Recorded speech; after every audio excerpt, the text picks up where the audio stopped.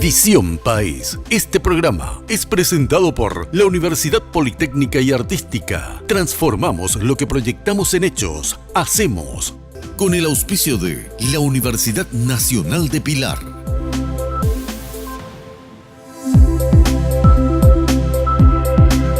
Bienvenidos a Visión País, buenas noches. Hoy queremos analizar y debatir con ustedes la oferta de los candidatos de la Asociación Nacional Republicana, Partido Colorado, y la oposición, considerando al partido tradicional, el Partido Liberal Radical Auténtico y los otros movimientos y partidos políticos.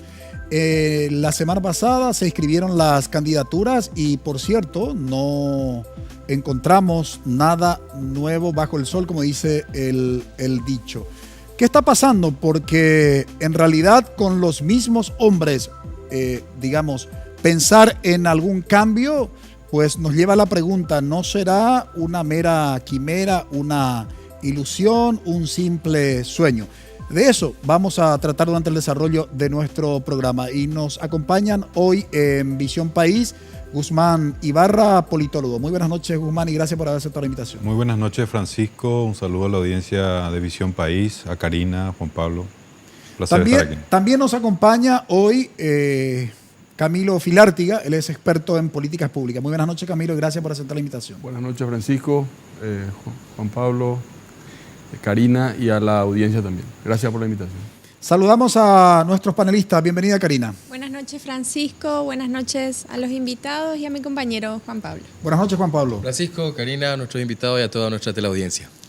Decíamos que no hay novedades precisamente al conocer la lista, sobre todo de los parlamentarios de los distintos partidos y movimientos políticos. En el caso de Honor Colorado, si tomamos solo como referencia el Senado, de los primeros 7, 5 buscan la reelección. En el caso de Colorado Ñeteté, de los primeros 7, 6 buscan el recutú. En el caso del Partido Liberal Radical Auténtico, la gran mayoría busca su reelección. Y en el caso del Frente Guazú, por citar justamente algunos partidos y movimientos políticos, los 5 que hoy están en el Senado están buscando su reelección. Entonces, el tema que hoy le proponemos justamente titulamos Oferta de los candidatos de la ANR y la oposición con vistas al 2018 no trae nuevos nombres. Entonces, la gran pregunta es, con los mismos de siempre, ¿es posible lograr el cambio soñado y deseado para nuestro país? Y esto me hace recordar, de una frase atribuida a Albert Einstein respecto del concepto de locura. Reitero, se le atribuye a Einstein, que dice la frase, tratando de definir el concepto de locura: realizar una actividad varias veces y esperar obtener resultados diferentes. ¿Será que podemos aplicar este mismo concepto de locura teniendo los mismos hombres? Buscar algo diferente es lo que ponemos en perspectiva hoy en Visión País. Sobre todo porque tenemos cuestiones estructurales que no escuchamos en los discursos, no escuchamos como parte de la campaña proselitista de los distintos partidos y movimientos en pugna.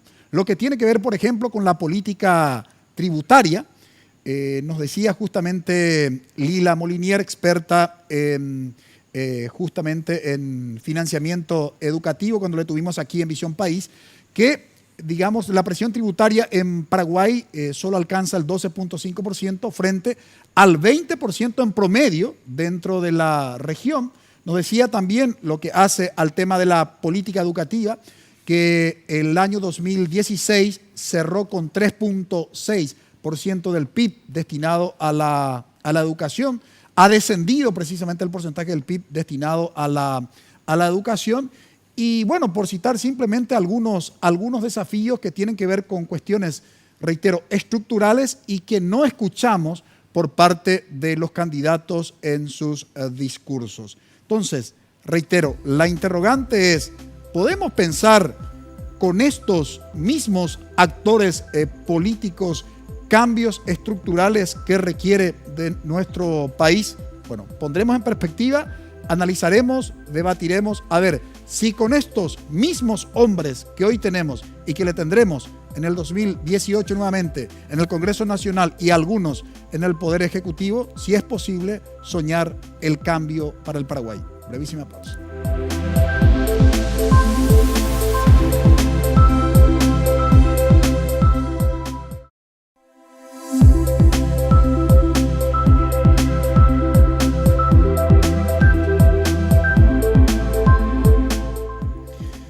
Bueno, la gran pregunta es si podemos soñar los cambios que requiere nuestro país con los mismos hombres que están pugnando por un cargo electivo en el Congreso Nacional y también en el Poder Ejecutivo.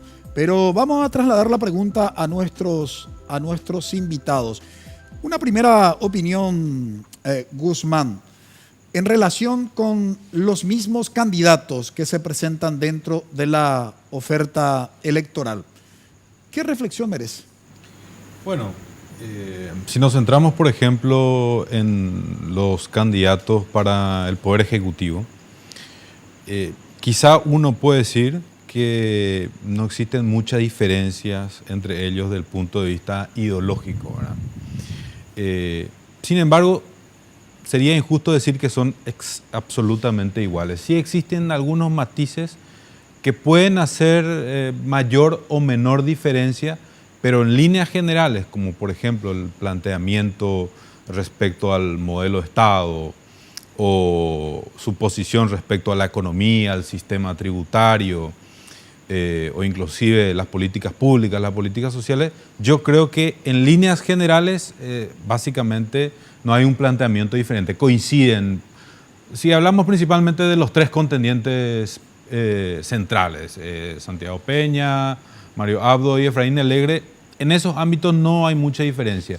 Sí yo veo que hay alguna diferencia, matices mayormente profundos, por ejemplo, en la cuestión de la gobernabilidad, de lo que puede ser un gobierno de cada uno de estos actores, en la cuestión de las relaciones internacionales, puede haber alguna diferencia, y también en relación al diseño institucional, es decir, a un posible cambio del sistema político, reelección o algún otro cambio que se pueda plantear. En esos ámbitos sí me parece que hay diferencias entre los actores, pero en líneas generales, en estos aspectos centrales como la economía, el modelo de Estado y las políticas públicas, no veo mayores diferencias.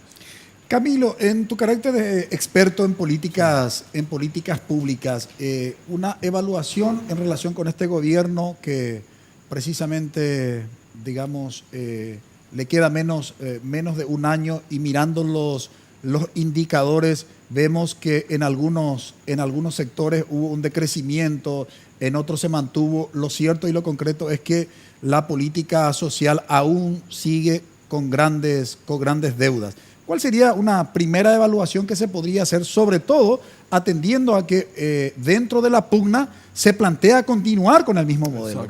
Exacto.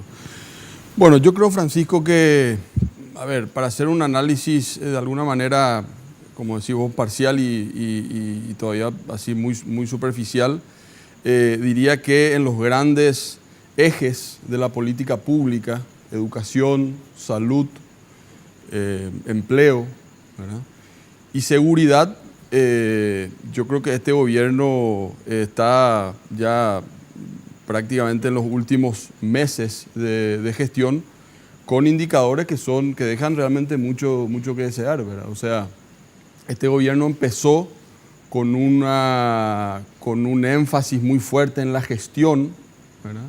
La gente que votó a Horacio Cartes votó de alguna manera confiada en esa capacidad de gestión que él trae del sector privado, y lamentablemente eso no se ve reflejado en los indicadores sociales que, como vos bien mencionás, ¿verdad?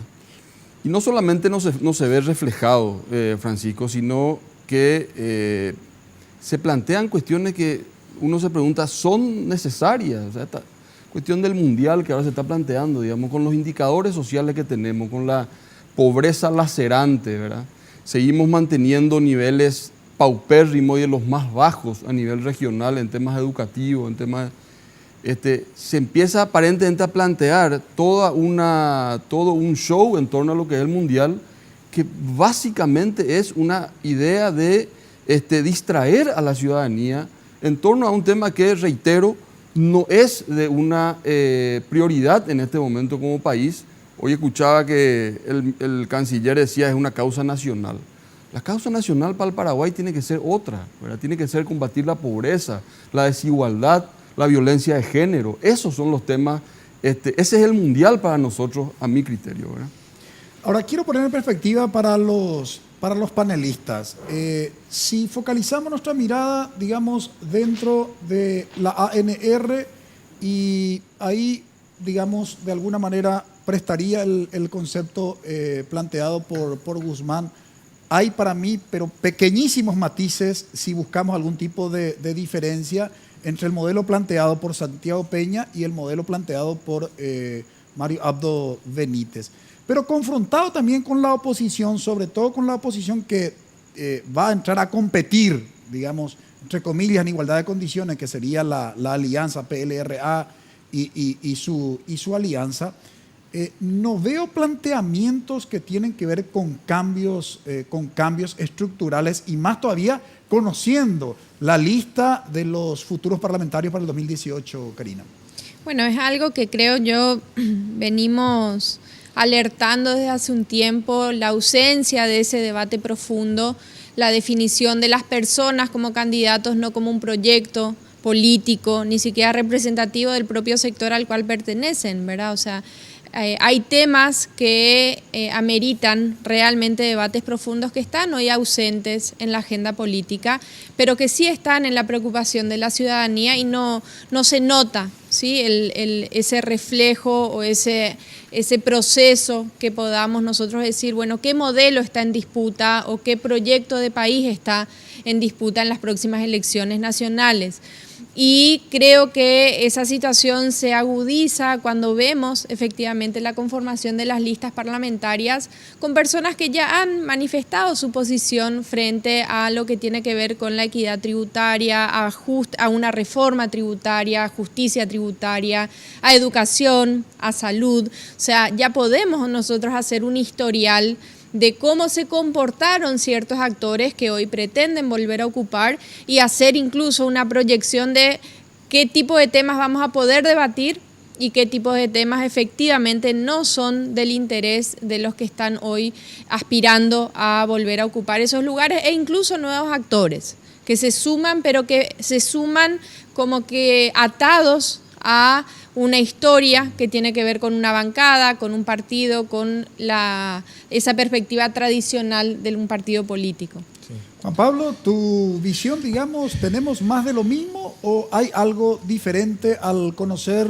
la lista de los candidatos para los cargos electivos y teniendo en cuenta también el contenido del discurso de los líderes con posibilidad de llegar a la titularidad del Ejecutivo? Sí, lastimosamente, Francisco, coincido, tengo que decir lastimosamente, porque en cierta manera es una cuestión tan penosa para nuestra política actual y un poco lo que queremos hacia el futuro y lo que venimos hablando también dentro de este espacio, proponiendo justamente esa visión diferente a la política que tenemos actualmente. Diciendo esto principalmente por el hecho de que lo que estuvimos mirando la prensa durante la semana y veíamos, creo que los dos diarios más grandes sacaban justamente el informe de cuáles eran los primeros en la lista del Partido Colorado y cuáles eran los primeros en la lista del Partido Liberal, y es más de lo mismo. Ahora bien, yo planteo también una cuestión ahí de desventaja un poco en el financiamiento político. O sea, una persona que tenga una capacidad ética, moral para poder presentarse a la política no tiene el soporte económico como para poder estar entre los primeros en esas listas, ¿no? Hablábamos también, creo que en una otra oportunidad con Guzmán, el tema del desbloqueo de las listas. O sea, ese debate no se terminó para estas elecciones que vamos a tener actualmente. Y de vuelta tenemos que comernos a una cantidad de indeseables dentro de esas listas y porque tienen una capacidad económica están dentro de los primeros. Ahora bien, veo también como una suerte de oportunidad, Francisco. en este periodo de 90 días que tenemos para las internas, creo que es una oportunidad para que personas que estén dentro de movimientos o dentro de partidos políticos alternativos puedan mostrarse públicamente y decir: nosotros somos en cierta manera la diferencia, si apuestan por nosotros tendrán un Congreso diferente. O sea, es una oportunidad que veo también en puertas en este corto periodo hasta las internas. Guzmán, ¿qué puede explicar que en esta situación se encuentre nuestra clase política, en el sentido de que no emergen, digamos, nuevos líderes, en donde hay un vaciamiento en el discurso político acerca de la necesaria reforma estructural en varios ámbitos? Bueno, es harta conocida ya la discusión relacionada con la crisis de representación de los partidos políticos, ¿verdad? Se viene hablando hace mucho tiempo. Sin embargo, me parece que ese es un actor que se ha descuidado en los últimos años del punto de vista de su capacidad institucional. Fíjense, los partidos políticos son fuertes, principalmente el Partido Colorado y el Partido Liberal, desde el punto de vista de la estructura electoral. Pero del punto de vista institucional, del punto de vista orgánico, de la discusión de los proyectos, de la fijación de los paradigmas políticos y en función a eso el establecimiento de posturas por bancadas, desde ese punto de vista los partidos políticos son muy débiles, son muy permeables, además de las otras cuestiones que tienen que ver con el financiamiento político, ¿eh? Entonces, a mí me parece que ese es un tema central a analizar, el problema de los partidos políticos y esta cuestión de los mecanismos de selección de líderes me parece un tema clave. Por ejemplo, yo no creo que el desbloqueo de listas solucione este problema, ¿verdad? El problema está en el proceso de formación de los partidos políticos, ¿verdad? El desbloqueo de listas puede paliar, no sabemos qué puede hacer, pero realmente el problema tiene que ver con la capacidad de los políticos. Entonces, si ellos no tienen un proceso de profesionalización, de incorporación paulatina al espacio público, de conocimiento de la política pública, de entrenamiento en la gestión del gobierno, obviamente después su capacidad de representación va a ir muy disminuida, por un lado. Por otro lado, también la característica de los partidos políticos va cambiando. Los partidos políticos ya no representan a la sociedad. Generalmente ahora representan o pequeños sectores, que son los sectores que financian, o inclusive, bueno, lo que se habla a nivel internacional, que los partidos cada vez se acercan más al Estado, ¿verdad? Y representan más los intereses del Estado, que finalmente son los intereses de otros grupos. Entonces, me parece que el meollo de la cuestión acá es tomar seriamente el rol de los partidos políticos. No existe una democracia fuerte sin sistema de partidos fuertes. Por el contrario, las democracias débiles, que están siempre en un vaivén de estabilidad, están compuestas por partidos políticos débiles. Entonces, quizá la respuesta no sea muy popular, pero aquí lo que falta es fortalecer a los partidos políticos, ¿verdad? Esa es una de las claves, por supuesto. Quiero volver a la vuelta de la pausa para plantear justamente a Camilo Filártiga, experto en políticas públicas, cómo entender un fenómeno bastante complejo en Paraguay. Y retomar también lo que nos plantea justamente Guzmán, esta crisis que se da en la clase política paraguaya. Brevísima pausa.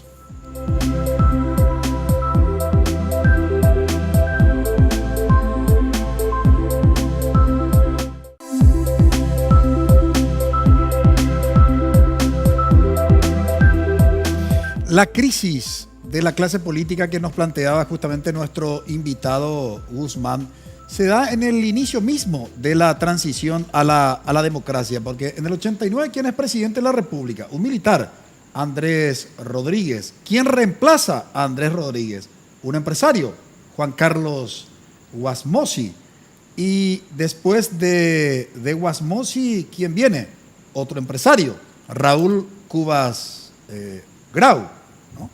Y bueno, se viene la crisis del 99 y si tenemos que hablar de la figura de un político profesional, digamos, Nicanor es el único a quien podríamos calificar, digamos, con esa denominación, porque después viene Fernando Lugo, un obispo de la Iglesia Católica, y nuevamente hoy en la presidencia de la República un empresario. O sea, parece que esa crisis es constante, digamos, en nuestra clase política. Y aquí quiero hacer como una introducción para formular la pregunta a Camilo, lo que algunos analistas políticos llaman la captura del Estado, que es un fenómeno a través del cual las élites, tanto económicas como políticas, defienden sus intereses en la formulación de las políticas públicas desarrolladas por el Estado. Y vemos cada vez mayor cantidad de o empresarios dentro de la clase política o gente directamente vinculada al sector empresarial definiendo las políticas públicas.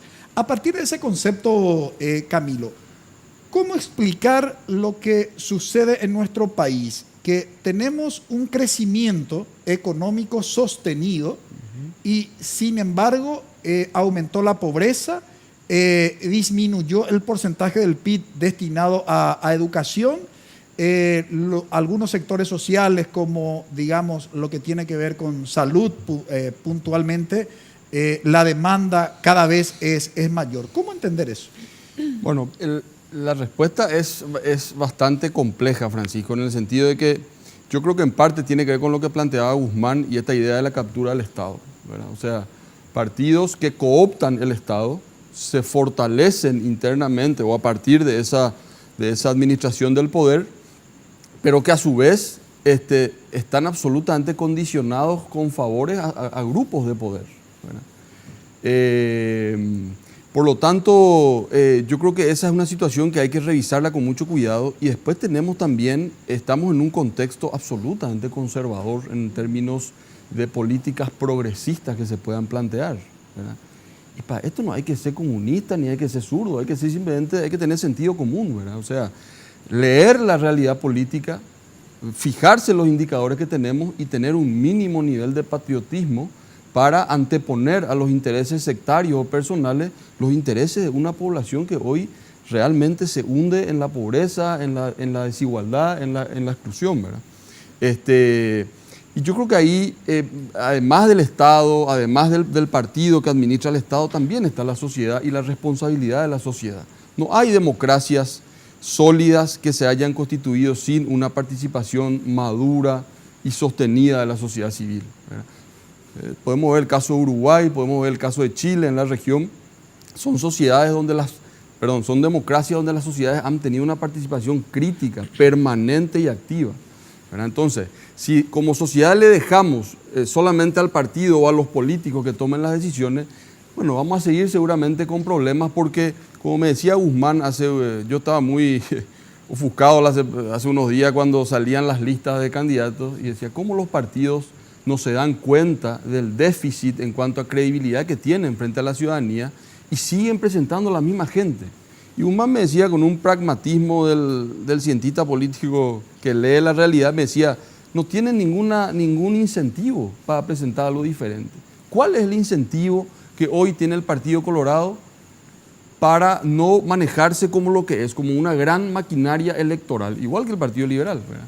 No tienen un incentivo, ¿verdad? Quizás yo desde mi visión más idealista podría decir el incentivo debería ser recuperar la credibilidad ciudadana. Pero uno escucha realmente el dinero que se está moviendo y cómo se está distorsionando absolutamente toda nuestra democracia, que yo creo que esto se profundizó en los últimos 5 años, ¿verdad? De una manera terrible. Entonces uno dice, a esta gente no va a tener un incentivo real en invertir esos valores, ¿verdad? Esta gente asume enormes compromisos para llegar y una vez que llega tiene que pagar esos compromisos. Entonces la gente que realmente necesita es gente que en la urgencia no le va a resolver esos compromisos, ¿verdad? Y ya sabemos que esas políticas a largo plazo no son electoralmente atractivas, ¿verdad? Entonces generalmente se opta por lo urgente, ¿verdad?, en vez de lo necesario, ¿verdad? Ahora, nosotros en Visión País queremos ser muy claros. Evidentemente no buscamos la destrucción de la política, ni mucho menos de la clase política.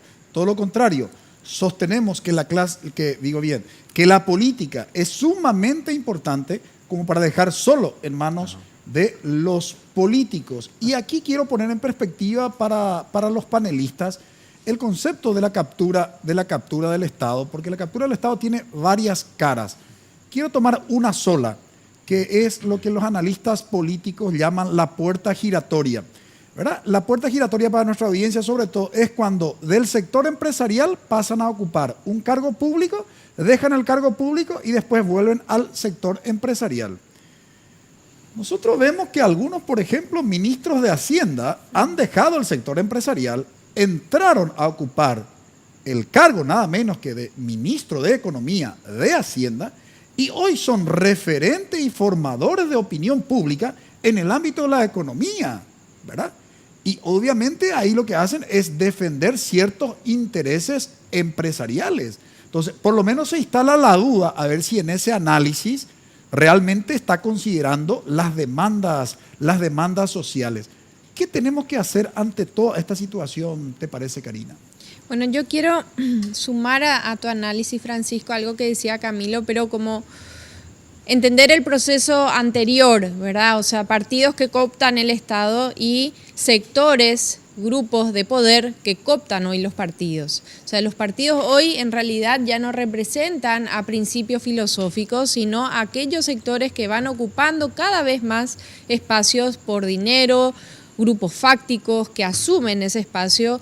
No podemos olvidarnos, esta semana también fue noticia que algunos grupos religiosos están incursionando en la política con toda su liturgia expuesta sin ningún tipo de reparo. Entonces estamos hablando de algo que incluso en la Constitución está claramente establecido, ¿verdad? O sea, resguardar y velar para que efectivamente esos espacios sean de representación plena del pueblo y no de un solo sector. Entonces, hablamos sí de una situación que se viene presentando hace un par de años que tiene que ver con intereses de ciertos grupos que entran a jugar ciertos partidos dentro del Estado, dentro de un partido político, dentro de el ámbito privado.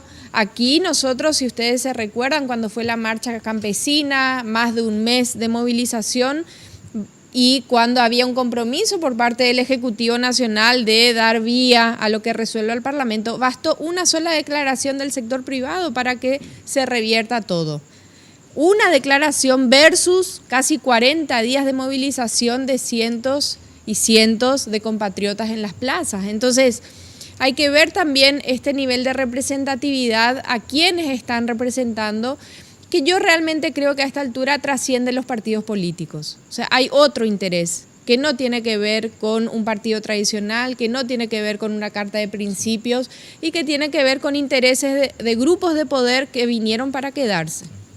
Ante todo este panorama, ¿qué entonces nos queda, Juan Pablo? Y nos queda, lo que decía Camilo, creer un poco en algún momento en el despertar de la ciudadanía. En esa ciudadanía que realmente entienda que sin participar, sin comprometerse, sin ir a votar, Francisco, porque en realidad el resultado final de las próximas elecciones en abril me gustaría ver con qué porcentaje terminan los comicios el que gana las elecciones. Menos del 50%, 35%, ¿eso es representatividad realmente para gobernar a un país? ¿Es realmente elegido por la gran mayoría? Y lo que planteaba Karina me parece también muy importante de destacar en el sentido de justamente sectores que coaptan los partidos políticos para empotrarse y continuar un esquema de poder económico y defender sus intereses. Y me viene al caso el ejemplo de lo que se vivió en Colombia en la década finales de los 80, comienzos de los 90, Pablo Escobar metido en medio y lastimosamente el caso de un gran político colombiano como hubiese sido un gran presidente, Luis Carlos Galán, ¿no? Un hombre del nuevo liberalismo que traía un concepto un poco de lo que era esa visión de país que querían llevar adelante, que terminó asesinado por una persona que quería también ocuparse de ese momento político en Colombia. ¿Cómo terminó? Ustedes saben la historia cómo terminó, ¿no? Ojalá no repitamos eso en el Paraguay o no se dé ese caso en nuestro país. Ahora, para retomar, Guzmán, lo que habías planteado dentro de esa crisis que me parece a mí describiste muy bien, la ciudadanía se encuentra con un problema porque ante esta oferta que tiene de candidatos, no mueve sobre todo a aquellos sectores que no suelen participar normalmente de una jornada electoral. Entonces la pregunta es, bueno, ¿cómo convencer si no se sienten atraídos o representados por esa oferta de candidatos para decirle, no, ustedes deben participar porque su presente y su futuro está en juego? Sí, bueno, primero la cuestión de que la participación es un derecho y es una obligación, ¿verdad? Desde ese punto de vista no hay problema. La otra cuestión tiene que ver con el sistema político. O sea, los partidos políticos son redes de poder, ¿verdad? Por eso este grupo del pueblo de Dios que participaron en la política lo hace por el Partido Colorado, porque el Partido Colorado en esa zona es el partido más poderoso, o por lo menos con mayores posibilidades. Si fueran un departamento liberal, probablemente también se hubieran presentado por el Partido Liberal. Entonces, este es un primer tema. El sistema político está así, los partidos políticos son redes de poder donde uno se va integrando y de esa manera puede obtener o no algún favor o alguna política pública o alguna decisión que le acompañe. Así que desde ahí yo no le veo mucha salida a la posibilidad de que la sociedad pueda cambiar eso. Creo que hay un problema del punto de vista de la arquitectura institucional, de las reglas de juego, y vuelvo al punto del inicio, ¿verdad? La cuestión de la responsabilidad de los partidos políticos. Esto que vos señalás, que me parece muy interesante, de un poco nuestra historia de los presidentes y cómo los presidentes no provienen de las estructuras políticas de los partidos políticos. Aquí en Paraguay se le llama a eso los outsiders, generalmente. Para mí no son outsiders. Los outsiders son los que vienen por fuera del sistema político y rompen el sistema político, como por ejemplo, o el sistema de partido, como por ejemplo Chávez, como por ejemplo Evo Morales, como por ejemplo Correa. En el caso de paraguayo, son amateurs que se incorporan a la lucha política a través de los partidos políticos tradicionales. Juan Carlos Guamosi, Fernando Lugo con el apoyo del Partido Liberal, ahora nuevamente Santiago Peña con la estructura del partido político. Y eso uno puede verlo también en algunas listas a senador, a diputado, donde hay un proceso de creciente de amateurización de la política. Entonces estamos mandando gente que no tiene la menor idea de lo que va a hacer ahí, pero por una cuestión que también tiene que ver un poco con este modelo de competencia y de colusión, es que el hecho de ser conocido y la debilidad de los partidos políticos a veces te garantiza tener un espacio de representación, ¿verdad? Todos estos elementos componen un cóctel bastante complicado y que yo creo que en la próxima legislatura amerita un análisis serio de nuestro sistema político. Hace mucho venimos hablando de la necesidad de una reforma electoral, ¿verdad? O sea, existen muchos grupos que no están representados y no solo por cuestiones ideológicas. Vimos la cuestión de género, por ejemplo, ¿verdad? Probablemente el próximo Congreso tenga la menor cantidad de mujeres de los últimos 10 o 15 años, ¿verdad? Y eso también tiene un efecto muy grande desde el punto de vista de la desigualdad del sistema político. En consecuencia, volvemos otra vez al punto. Me parece que abordar una reforma política donde se tome en serio el rol de los partidos políticos y analizar críticamente el rol de los partidos políticos es una de las soluciones para mejorar la calidad de la democracia. Sin duda también hay que trabajar en la cuestión que tiene que ver la participación ciudadana y los otros aspectos de orden más estructural como la pobreza, la desigualdad y compañía. Pero yo, digamos, limitándome mi visión a lo que conozco, me parece que ahí hay un gran trabajo por hacer con los partidos políticos, ¿no? Y la pregunta que queda pendiente para nuestro invitado Camilo, justamente es entre la política como profesión, como alguien que tiene que formarse en lo que es la formulación y la implementación de una política pública, la administración del Estado, y por otro lado vemos gente que viene de la farándula o del deporte o del sector empresarial o del sector religioso, casi con una, digamos, con una expresión popular, diciendo, pero si fulano es diputado o senador, ¿por qué yo no podría serlo también? Brevísima pausa.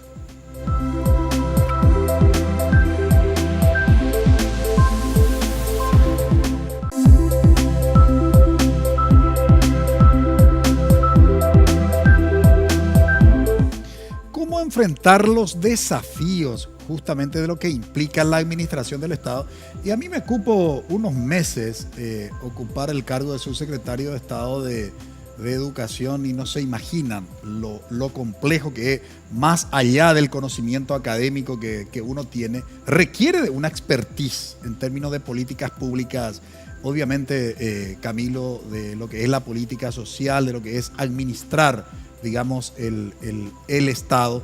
Y este fenómeno que se da en nuestro país, que la gente dice, no, pero si Juan, Pedrito es ministro o es diputado o senador, ¿por qué yo no podría ser también? ¿Por qué se pierde ese horizonte de la necesidad de la expertise en lo que implica la formación para estar al frente de la administración del Estado, crees? A mí me gustaría retomar, Francisco, algo que vos habías mencionado respecto a ese recorrido histórico que hiciste en transición, ¿verdad? Y a mí me alarma, y quiero poner eso un poco en el debate, ¿verdad?, la degradación que hemos tenido a nivel de la dirigencia política, ¿verdad? Y eso se vincula con lo que dice Guzmán, ¿verdad?, con la cuestión de la falta de atención que hemos dado en democracia, en la transición, a los actores principales, que son los partidos políticos, ¿verdad? Si vos tomás los congresos de la primera gestión postdictadura, e incluso la siguiente, vos tenías gente de un nivel intelectual de primera. Por supuesto que tenías también después otros quizás con menos, ¿verdad?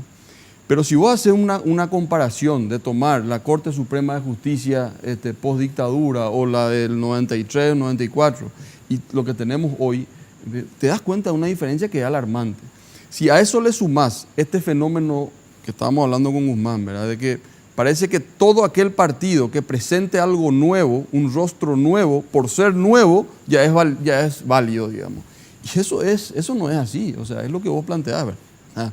Administrar el Estado es una cuestión absolutamente compleja, y en las democracias actuales, con las demandas actuales que hoy plantea la democracia, es todavía aún más desafiante, ¿verdad? Si a eso le sumás ciudadanía muchísimo más informada, con las redes sociales, con internet, que hace 15 o 20 años atrás, entonces estamos realmente en un problema serio, ¿verdad? O sea, los desafíos que hoy plantea la democracia son desafíos que tienen que ver con cuestiones medioambientales, con cuestiones energéticas, con la problemática de género, o sea, que quizás en otros países, yo veía la otra vez, la cuestión de género, y Karina seguramente va a conocer también de esto, en otros países, esto que nosotros estamos viviendo, Francisco, se discutió hace 30 años.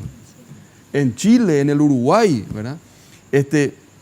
Y nosotros parece que estamos como inventando cosas o descubriendo cosas a casi 30 años de haber iniciado recuperado la democracia, ¿verdad? Entonces, a la creciente dificultad y complejidad que hoy plantea la democracia, ¿qué nos responden los partidos? Y nos responden metiendo gente de afuera, metiendo un artista o metiendo quizá payaso todavía no vino, ¿verdad? Pero puede venir también en este contexto. Y no es por atacarle al payaso o al artista, ¿verdad?, sino que administrar el Estado, ocupar una banca en el Congreso, requiere una expertise, ¿verdad? Para consultar con un médico, uno no va a hablar con un mecánico, va a hablar con un médico que se formó, que estudió. Pues bien, la política es lo mismo, exactamente lo mismo. Profesor Manuel Alcántara, un catedrático politólogo español, estuvo hace unos 2 o 3 años en Asunción, ¿verdad?, presentando su libro, el Manual del Político Profesional, ¿verdad? O sea, esa idea del político a tiempo completo, ¿verdad?, que lamentablemente ante el fracaso de nuestros partidos, hoy es una idea que está absolutamente estigmatizada, ¿verdad? O sea, ¿quién quiere entrar hoy a la política, digamos, ¿verdad? Solamente gente que pueda eventualmente sacar alguna ventaja económica. Esa es la realidad, lastimosamente, ¿verdad? En esta misma línea, quiero poner justamente en perspectiva para nuestros panelistas. Yo miro de los 3 candidatos con posibilidades de llegar a la titularidad del Poder Ejecutivo. ¿Quién podría ser ministro de Educación? ¿Quién podría ser ministro de Hacienda? ¿Quién podría ser ministro de Salud, del Interior? Por citar ministerios que tienen su grado de complejidad y que requiere esta formación en la que planteaba justamente Camilo. No encuentro dentro del cuadro o dentro del equipo, ¿verdad?, de Santiago Peña, de Mario Abdo o de Efraín, gente que se haya formado para asumir esas responsabilidades. No sé qué le parece a usted, Karina, Juan Pablo.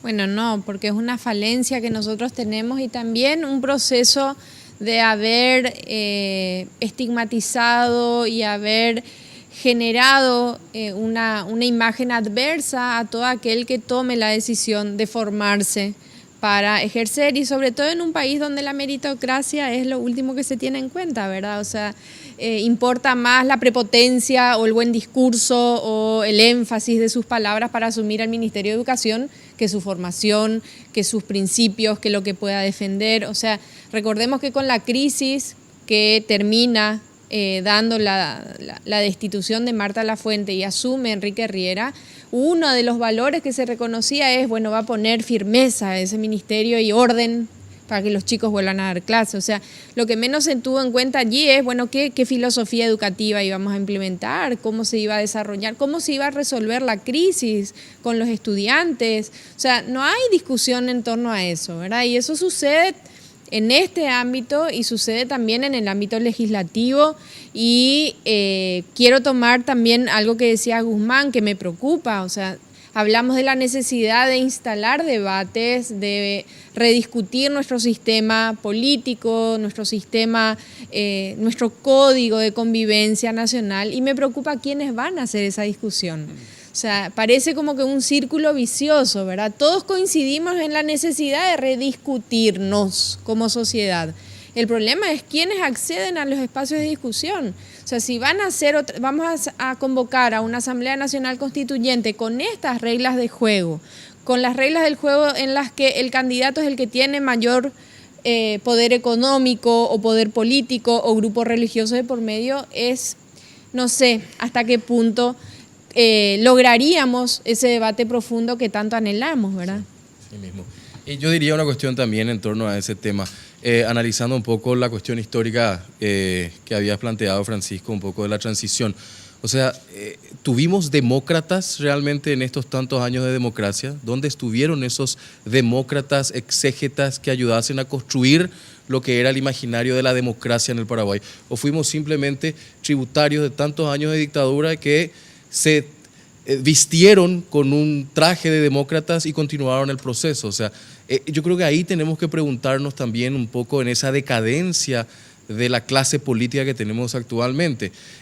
Hacía referencia, Camilo, de ese primer grupo legislativo post-dictadura y lo que tenemos ahora, y uno hace un comparativo y dice, Dios mío, ¿verdad? ¿Dónde se jodió el Paraguay en ese proceso? Y es una pena tener que decirlo, Francisco. Pero diría también dos cuestiones más en torno al debate de esta noche, que me parece que es muy enriquecedor para lo que va a venir en diciembre y en abril próximo. Es lo siguiente. A mí me da mucha pena, y una cuestión en particular, un poco el legado que deja esta administración en particular. Se han vendido o ha vendido el presidente como que traía a los mejores y iba a hacer la selección nacional. Lo penoso del caso es que al terminar, sacando uno o dos jugadores de ese equipo, la mayoría deja un total descrédito a la clase técnica de este país. O sea, si eran los mejores técnicos para sacar al país en la condición que está actualmente, fracasaron. Y eso, lastimosamente, nos dicen los números que nos planteaba también Camilo. O sea, ¿qué viene después de eso? La clase política ocupando ese lugar de decisión, y los técnicos, ¿cómo quedan después de este periodo? O sea, esas son un poco las preguntas que yo creo que nos tenemos que hacer también al momento de elegir en las próximas elecciones. En el contexto que plantea justamente Juan Pablo Guzmán de la democracia, no sé si vas a coincidir con mi percepción, pero creo que hubo algunos avances relativamente significativos en lo que hace a la democracia electoral y aún muy pendiente respecto de lo que implica un sistema democrático como respuesta, digamos, a las demandas sociales, a la propia convivencia, porque con este tema de la ideología de género, por ejemplo, a través de las redes sociales, nos damos cuenta de que somos una sociedad que muy poco ha desarrollado la tolerancia como una de las características de un sistema democrático desde el punto de vista social. ¿Por qué ha fracasado y por qué la democracia se ha agotado solo, digamos, en lo electoral, vos crees, Guzmán? Bueno,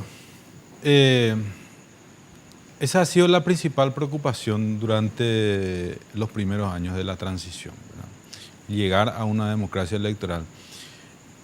Y si nosotros tenemos en cuenta el contexto histórico, me parece que a veces eso es importante valorarlo, para a su vez valorar lo que conseguimos, los avances que hay. Nosotros tenemos que saber de que el 90% de la historia política paraguaya vivimos bajo gobiernos autoritarios. Nunca antes de 1991, con las primeras elecciones municipales, hubieron elecciones.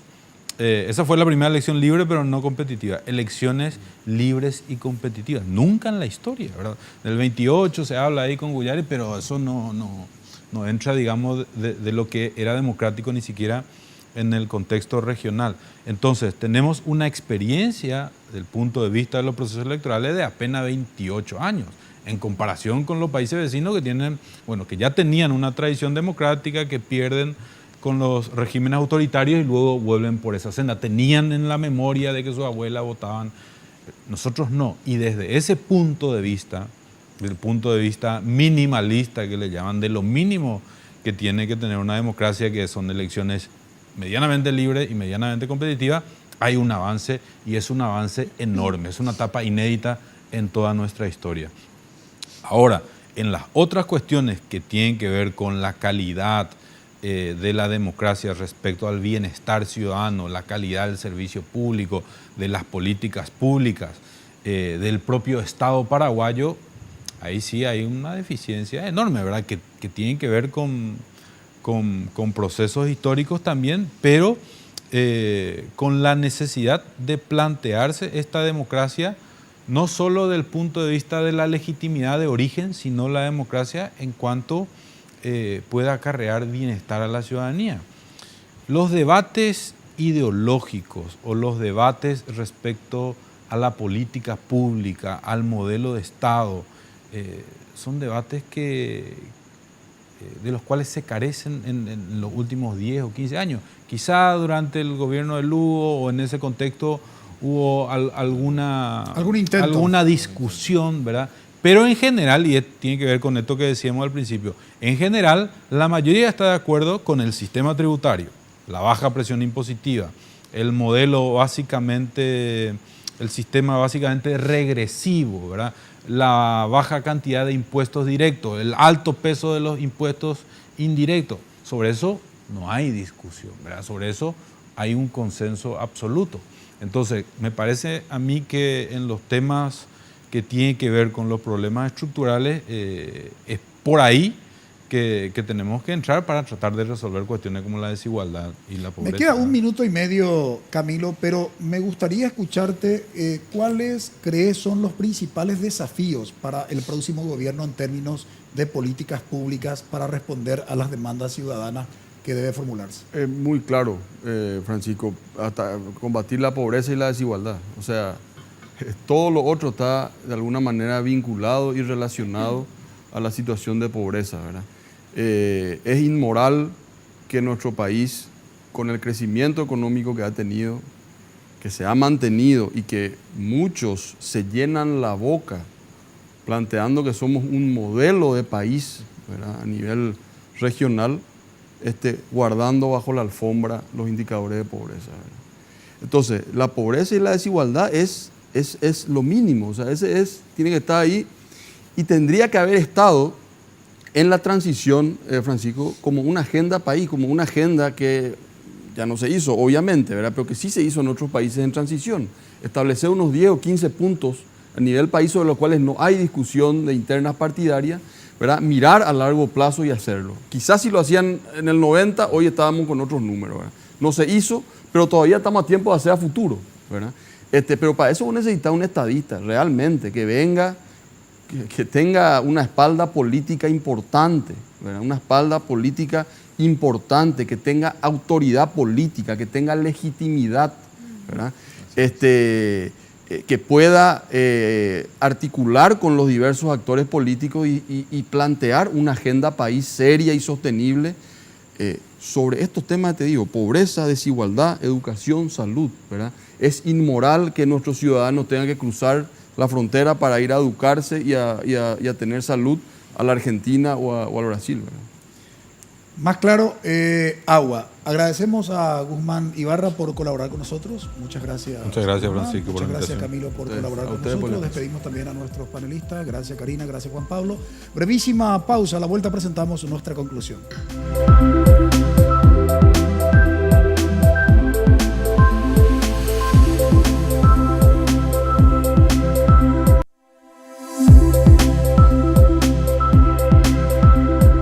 Considerando la oferta de candidatos, tanto de la ANR como los candidatos de la oposición, realmente hay muy poca esperanza, pero la esperanza es lo último que se pierde, dice un dicho, y más que la esperanza es lo último que se pierde, sobre todo el ejercicio de la ciudadanía es fundamental en el ámbito político. Y en ese contexto hay que tener en cuenta que Paraguay, como parte de la realidad de América Latina,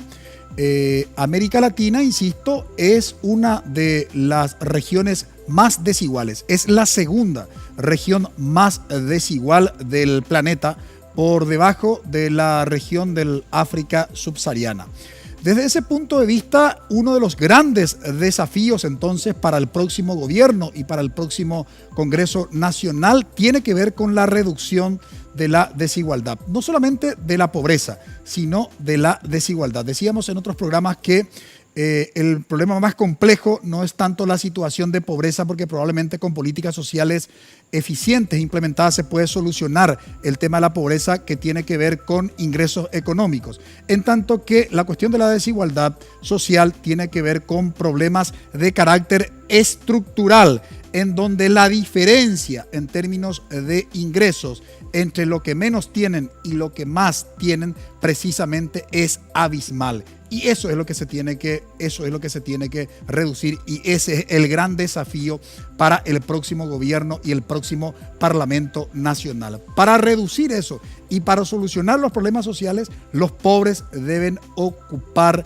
la parte central de la agenda política. Caso contrario, seguiremos con estos problemas de siempre en nuestro país. Agradecemos su preferencia. Que tengan un buen inicio de semana. Buenas noches.